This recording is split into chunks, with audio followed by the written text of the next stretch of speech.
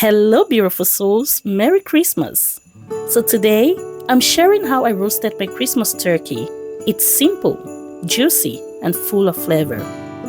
This is real home cooking made with love, and I'll walk you through exactly how I did it from start to finish. This is how I roast my Christmas turkey. Juicy on the inside, simple to make, and perfect for more than one meal. After removing my turkey from the brine,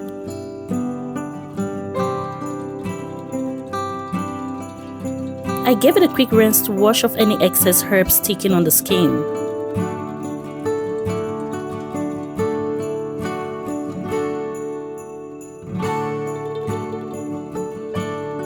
Then I patted it completely dry, inside and out, making sure there was no extra moisture left. This step is very important because it helps the butter absorb properly and allows the flavors to sink in.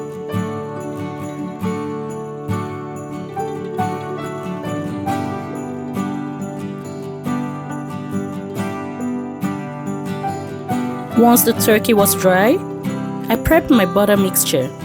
In a bowl, I added softened unsalted butter, freshly sliced parsley, fresh basil, and Italian-style seasoning. Since the turkey had already been brined, I only added a pinch of seasoning salt, a pinch of paprika for color, and just a few drops of liquid Maggi seasoning.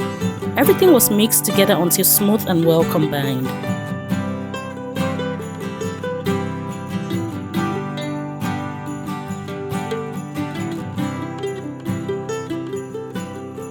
Next, I carefully separated the skin from the flesh.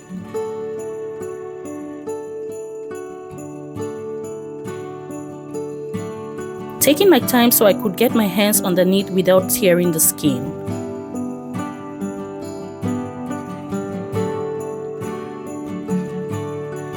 I then spread the butter mixture generously between the skin and the meat,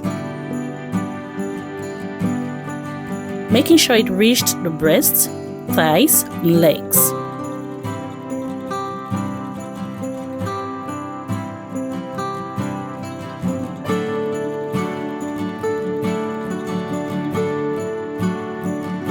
I also rubbed some of the butter inside the turkey.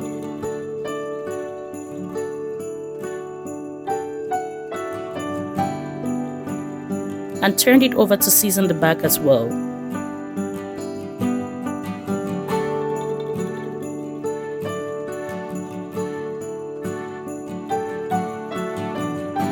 Once I was satisfied that every part of the turkey was well coated, I set it aside and moved on to preparing my vegetables.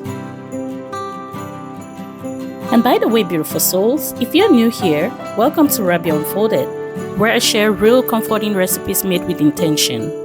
Don't forget to like, comment, and subscribe if you enjoy this kind of cooking. Okay, I already had my vegetables prepped ahead of time. I used washed and sliced carrots, celery sticks, red potatoes, whole garlic, spring onions, fresh parsley, a sliced orange, a sliced apple, and just a sprig of fresh rosemary. I started by placing some of the carrots, celery, and other vegetables directly onto the baking tray. Then I added chicken broth, black pepper, and a light drizzle of extra virgin olive oil.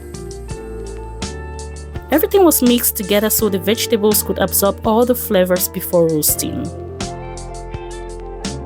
Once the vegetables were well coated, I carefully placed the turkey on top of them. These vegetables roast underneath the turkey and collect all the drippings, which adds so much flavor. Next, I stuffed the cavity of the turkey with the apples, oranges, potatoes, carrots, and celeries. I also added the turkey neck and giblets for extra depth of flavor, along with that spring onions, fresh parsley, and rosemary. This isn't meant to be eaten, but it's just to infuse the turkey with aroma while it cooks. After stuffing the turkey, I tied the legs together using kitchen twine to keep everything securely inside.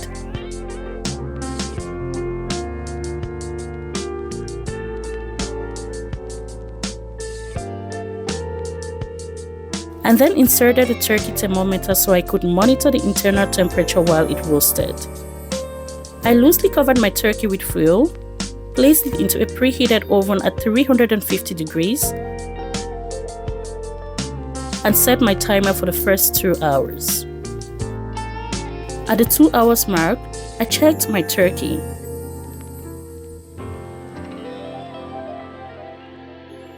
And the pan juices at this time were incredible, rich, flavorful, and full of seasoning.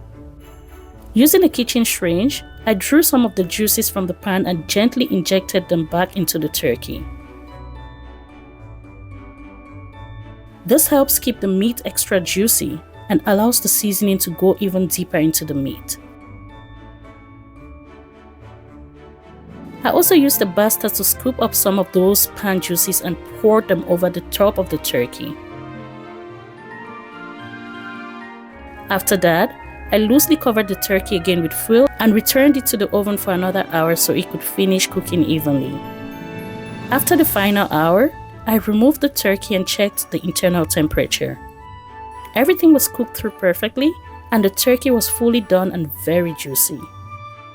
I transferred the turkey onto a serving platter which I had garnished with fresh orange slices and parsley. This gave it a beautiful contrast of colors and made it look very festive. I sliced onto the turkey just enough to show how juicy and tender it was on the inside. The flavors had fully absorbed onto the meat, and the turkey turned out absolutely delicious. Just look at this, beautiful soul. Look at this juice. Look at this meat. It looks so good, and it doesn't only look good, beautiful souls, it tastes even better. And that's my Christmas turkey. It's simple, flavorful, and made with love. Cooking doesn't have to be perfect to be meaningful. What matters is showing up, sharing a meal, and creating memories. If you enjoyed this recipe, don't forget to like the video, leave a comment, and subscribe to Rabia Unfolded. And stay tuned because I'll be turning this turkey into something special next. Nothing goes to waste in this kitchen. From my kitchen to yours, Merry Christmas, beautiful souls, and I'll see you in the next episode of Rabia Unfolded. Cheers.